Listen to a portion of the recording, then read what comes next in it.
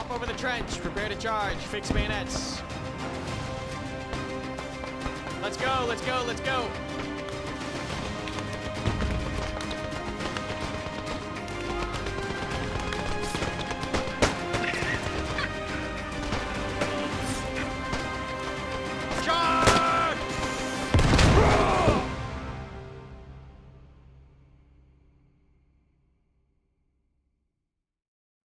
Hello everyone, today's video is going to be my first full impressions of Beyond the Wire. I wanted to take a full video to talk about what I liked about the game, what I disliked, where I think the future is for this game, and if you should buy it. So before we get into it, we do need to cover a couple of things. Number one, what is Beyond the Wire? Beyond the Wire is a brand new tactical shooter set in the World War I era that focuses on melee combat and charging. That is how I would describe Beyond the Wire.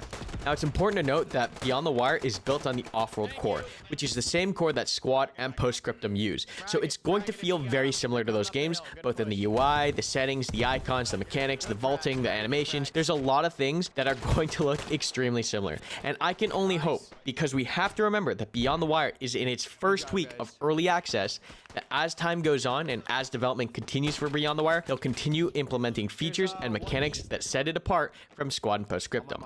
Another thing to note is that Beyond the Wire is created by a different development studio. It's created by Redstone Interactive, which is different from Off-World Industries and different from Periscope Games, which makes Postscriptum. So that is the reason why this game was not released as a mod. There are different developers working on this project, and as a result, they want to get paid for their work, which is completely fine. But you do have to note, going into this purchase, that it is built off of the same core that Squad and Postscriptum use. Now, you're either okay with that because you like the mechanics and you like the feel of those games, or you're not because it feels too similar and you feel like it's not worth your money, which are two valid opinions.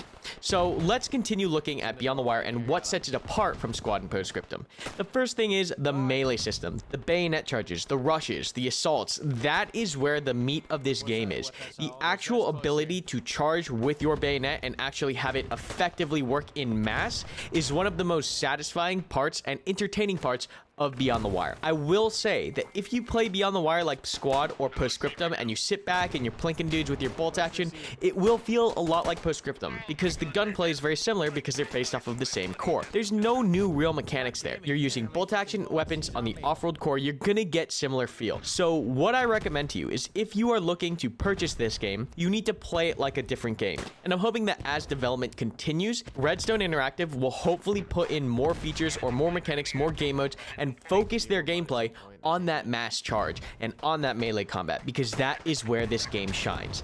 Don't sit back and plink people like Postscriptum, because you'll play it like Postscriptum and you'll end up saying, wow, this game looks like World War I Postscriptum. Don't do that. Fix your freaking bayonet, charge the enemy line, and then pull out your club. And you'll really get why this game is a separate experience from Squad and Postscriptum, because you don't get that in those games. Beyond the Wire offers some of the best, most thrilling close combat fights I've ever had in online FPS gaming. That's because you have bolt action rifles mixed with trenches, mixed with clubs, mixed with a bayonet charge that works and is really fun to use. There's a certain amount of skill that exists in Beyond the Wire that doesn't necessarily show itself in Squad or Postscriptum. Mainly because in Squad and Postscriptum, one of the most important things is your positioning, your tactics, and your strategy. What Beyond the Wire brings to the table is mechanical skill. Being able to charge people, being able to melee in succession is kind of like adding that skill variance in Mordhau and bringing it to first-person shooters, which is a really unique experience. Now, we also have to remember that this is the first week of early access. This is pretty much the earliest version of the game that we're ever going to be getting. And we have to keep in mind that hopefully, over time, development continues and more features, more mechanics get added that will amplify that experience and will focus in on that experience. Because I believe that that is truly what sets this game apart. So hopefully we get new maps, new game modes that kind of can encourage players to use that playstyle, because the experience that you get in Beyond the Wire is very much related to how you approach the game. If you approach it going all shooty, you're gonna get a shooty experience, and as a result, it's gonna feel like Postscriptum. But I'm telling you guys, fix your bayonets and charge the line, and you'll get a lot of fun out of that. Okay, I need help on bro. What are you doing? Running in circles? Got them both! I need help on Bravo now.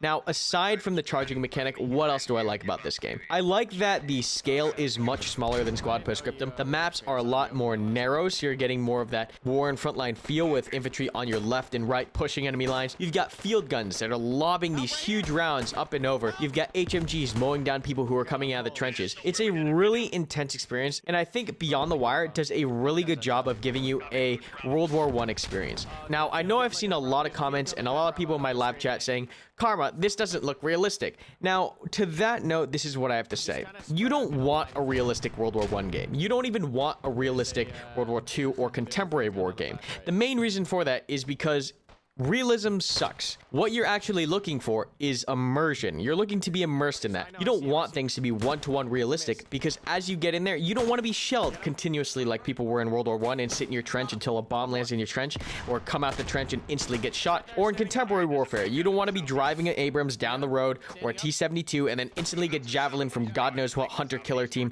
from 800 meters out. Realism isn't fun for video games. You want things to be realistic to a sense to make sure it's believable, but I think what most of you look for is immersion, and I can guarantee you that Beyond the Wire is immersive. Apart from the screams, the whistles, the explosions, the chaos, the true chaos that happens on the battlefield in Beyond the Wire, it's absolutely one of the games that gets my blood pumping. Where Squad and Postscriptum are kind of slower games, the tactics are a lot more spread out. You have teams that are working together multiple hundreds of meters apart. But in Beyond the Wire, you get the feeling the man left and right of you in the trench are what you've got to work with, and you have to make that charge and push through enemy lines. And when you're making that charge in with your bayonet out, there's nothing more exhilarating than seeing an enemy player on the other side of the trench miss a shot, turn around in absolute terror, and stabbing him in the back. There's nothing more satisfying than that. Or grabbing a club, popping in behind an enemy squad in a trench, and consecutively bonking the crap out of them as you flank them. There's so much fun to be had in this game that you cannot get out of Postscriptum or Squad. But you have to play Beyond the Wire like its own game. You cannot play it like Squad or Postscriptum, or it will feel like those games. Now, that is also one of my criticisms, is that the game doesn't necessarily do the best job of encouraging this gameplay right now. First off, I've run into so many players who don't know how to bayonet charge. Well, I'm going to teach you how to do it right now. You're going to put your bayonet on by using C as default. You're going to sprint for a couple seconds and then hold down your middle mouse button. When you reach your target, you let go of the middle mouse button and you'll thrust into the target. Boom. That is one of the things that I think Squad and Postscriptum and Beyond the Wire all have in common, is the failure to be able to teach new players extremely important information. I mean, bayonet charging is, in my opinion, 70% of this game, because that is how you get a lot of things done. The most fun I've had in this game is going on mass bayonet charges where the entire squad, or even if I can rally the additional squads nearby me to charge en masse. There's just something so good about it. But the game doesn't do the best job of organizing that. Squads are small, meaning that it incentivizes people to kind of split up by their 6-man squads, and you can't really get that entire team to work together as easily. I would almost recommend to RSI to increase the squad limits to, I don't know, maybe even 10, maybe 12, just so you can organize more people for those mass charges, because I think that is the experience that most players are looking for when they play Beyond the Wire. Because without any kind of guidance from the game, players are trying to play it like how they play existing first-person shooters, which is sitting back at range, corner peeking, trying to snapshot people. You see it a lot right now. Like, I see that a lot when I stream the game.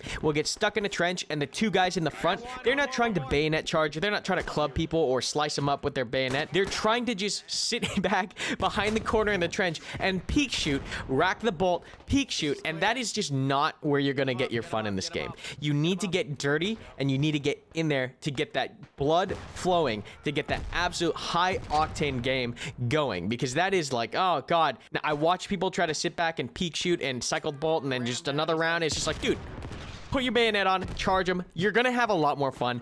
Trust me. You will die, but you will have a lot more fun, because it's just, oh, the fear. That is one of the things that I want to talk about as well, is the fear that this game gives you. Because the fights are so close to one another, when you are engaging another player, you're sweating it. You are legit sweating it. Where in Squad and Postscriptum, you kind of feel like you have time because you have that distance between targets.